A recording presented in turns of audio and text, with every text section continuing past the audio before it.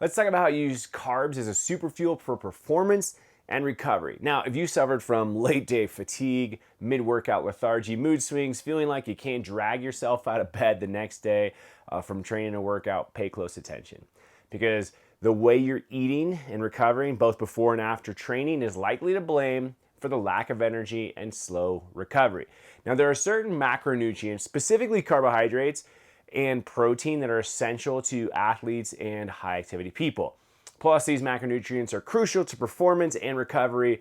They have optimal time to be used, and if you're missing timing, you're missing the biggest benefits. Now, there are people whom paint carbohydrates as a food to be avoided at all costs. But if you're an athlete or you exercise often, a low carb diet or keto diet may be killing your performance. For a deeper dive into that topic, check out that video right up there. Now, check out what happened to me when I tried to go hard without carbs.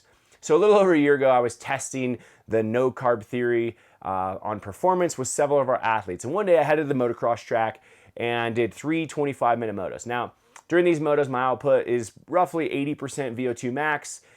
So I headed home after those three, had a high protein fat recovery meal, hydrated with some electrolytes and water, and headed to the mountain bike trails.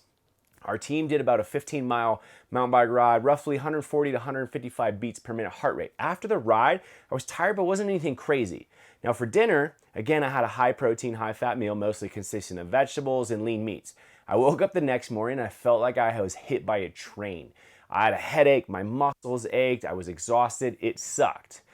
Now, the entire day I laid around on the couch like I had the flu, but I didn't have the flu. What I did have was a depletion of critical macronutrients. Specifically, I lacked carbohydrates. Now, there are some benefits to low carb and keto diets. They just don't seem to be beneficial for high intensity athletes. Check out this video right up here for the pros, the cons, the unknowns, and to see the Cell Sauce athlete test on keto that we did for about 2 years. So what the heck happened to my body because I deprived it of carbohydrates? Let's explore the science. And then you'll see exactly why and how much carbohydrates you need to perform optimally. Now, carbohydrates are a massive energy source. Carbohydrates is the primary energy source for the human body. The amount of carbs your body will utilize for energy is based on how well trained you are and the intensity of your exercise. Check out this chart. The better trained you are, the better your body will utilize fat for energy. Now, as you increase your exercise intensity with increased heart rate, increased output, etc., your body will begin to utilize more carbs, less fat as you increase intensity. Now, here's how the body works. You eat carbohydrates, your body converts them into glucose. Some of the glucose is used for energy, some stays in the bloodstream, and some is stored in the liver and in the muscles in the form of glycogen. The downfall is once you deplete your glycogen stores, you hit the wall. You get tired quicker or you're just exhausted. You face fatigue, exercise feels more difficult, you may experience headaches, mood swings, brain fog, and a general feeling of low energy that makes your performance suffer. Now, what you want to do is you want to start your exercise on a full tank. So if you work out, race, or compete in the morning, it's critical your body has a full tank of energy before you actually go and do those things. Because while you sleep, your body will burn some of the glycogen stored in your liver. And if you don't replace that lost glycogen when you wake up, you will not perform optimally. Now, to see more about what to eat the morning before exercise, check out that video right up there. Now, timing is key for recovery. Let's jump into that. According to this study, and multiple others, there is key window for glycogen synthesis, recovery for carbohydrates. Now, researchers have discovered during the first 30 to 60 minutes after exercise, there's a phase of what they call rapid glycogen synthesis. After this 30 to 60 minute window roughly, glycogen resynthesis has shown to drop a staggering 50 to 65%. The amount and timing are critical for max recovery. Check this out. Depending on the amount of time you have to recover determines how often you need to replenish your carbohydrates. If you have a long recovery period, say more than 24 hours, you can replenish carbohydrates within the first 30 to 60 minutes of completing your exercise, and then every 2 hours until you have a meal. But if you have short recovery periods, say less than 8 hours, and then you have to go exercise again or compete again, your carb timing should change.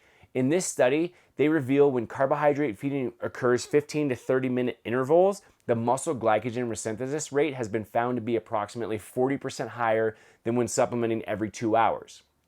So you know it's critical for recovery to ingest carbohydrates immediately after exercise, and depending on your recovery time, either keep replenishing carbs every couple hours or every 15 to 30 minutes. But how much carbohydrates should you actually consume? This is more of a gray area. The amount of carbohydrates you should consume varies on several factors. Researchers have discovered it can depend on your glycogen storage before exercise, the amount and intensity of exercise, and the amount of glycogen remaining in your body, and a number of other factors. But here's what the science has to say. This study here analyzed runners doing multiple runs in a day to determine how different amounts of carbohydrate intakes post-exercise affected the recovery of muscle glycogen. Here's what they concluded. Increasing carbohydrate intake during short-term recovery accelerates glycogen repletion in previous exercise muscles and thus improves the capacity for repeated exercise. The availability of skeletal muscle glycogen is therefore an important factor in the restoration of endurance capacity because fatigue during repeated exercise is associated with a critically low absolute muscle glycogen concentration. Okay, so in this case, more is better. But how much more and what does that mean for you? This study's focus here was to determine the optimal amount of carbohydrates during recovery. So what they did was they took 8 subjects and they made them cycle for 2 hours on 3 separate occasions.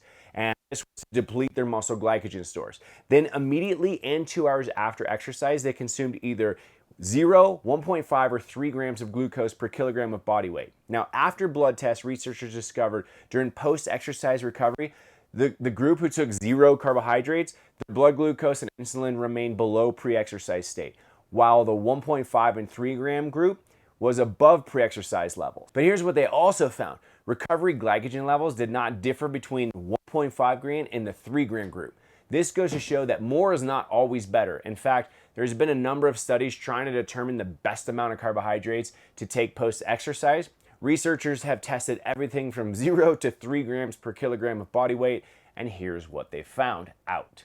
It was elegantly demonstrated that carbohydrate ingestion at a rate of 1.2 grams per kilogram during post-exercise recovery resulted in a 150% greater synthetic response relative to a lower dose of 0.8 grams per kilogram. Now, because of the ingestion of 1.6 grams of carbohydrate, seemingly does not further stimulate muscle glycogen synthesis above that of 1.2 grams.